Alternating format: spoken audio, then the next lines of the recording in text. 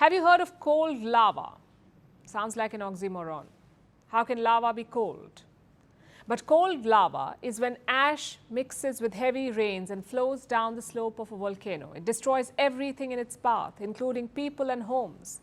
Indonesia is no stranger to this because it has seen way too many volcanic eruptions. Indonesia sits on the Pacific Ring of Fire. It has more than 127 active volcanoes. One of them erupted this weekend. It's called Mount Ibu. It spewed ash 4 kilometers into the sky and forced nearby villages to evacuate. Our next report has more. When a volcano erupts, a column of hot ash is sent up in the air. This causes friction. It charges particles with electricity. When these charged particles meet the less dense atmosphere above the volcano, it leads to this. That was Mount Ibu, Indonesia's second most active volcano. On Saturday, Mount Ibu erupted, sending ash 4 kilometers into the sky. Purple lightning flashed around its crater. It looked apocalyptic. And for the people living nearby, it was a sign to evacuate. Rescue teams were dispatched.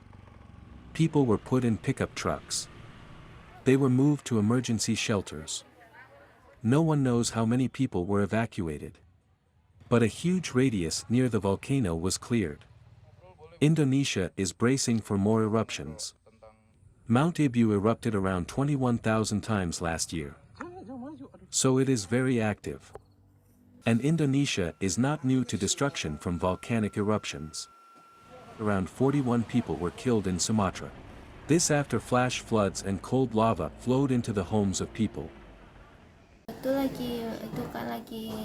At that time I was checking my mobile phone, and there was a text from my sister who said she couldn't come home because it was raining heavily. After that I heard a very loud thunderous sound, then I turned off my mobile phone.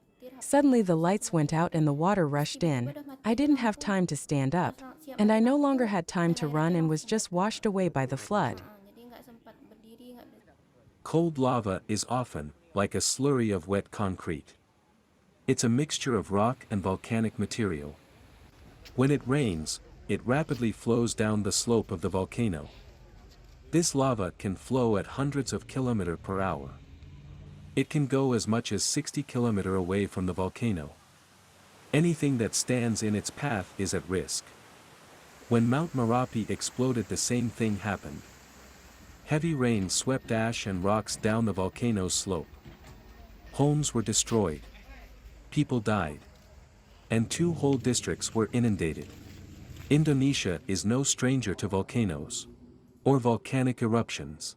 It sits on the Pacific Ring of Fire. That is a string of volcanoes and sites of seismic activity around the edge of the Pacific Ocean. Indonesia itself has 127 active volcanoes.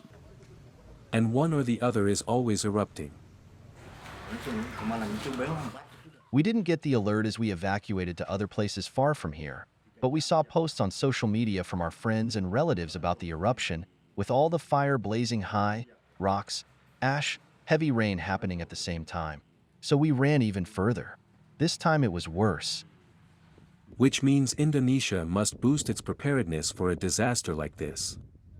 With every eruption, millions of Indonesians are left with a constant fear, whether to evacuate or not. With scientific modeling, up-to-date volcano cultures, and more hazard assessment programs, Indonesia can prevent disasters like this. Firstpost reports from the world's second largest continent. Hello, I'm Alison LaGrange. A very warm welcome from Durban, South Africa. We get you the news and the newsmakers from Africa. South Africa goes to the polls on the 29th of May. I will track the election and bring you ground reports. Is it the end of the road for the African National Congress? And will former President Jacob Zuma stage a dramatic comeback?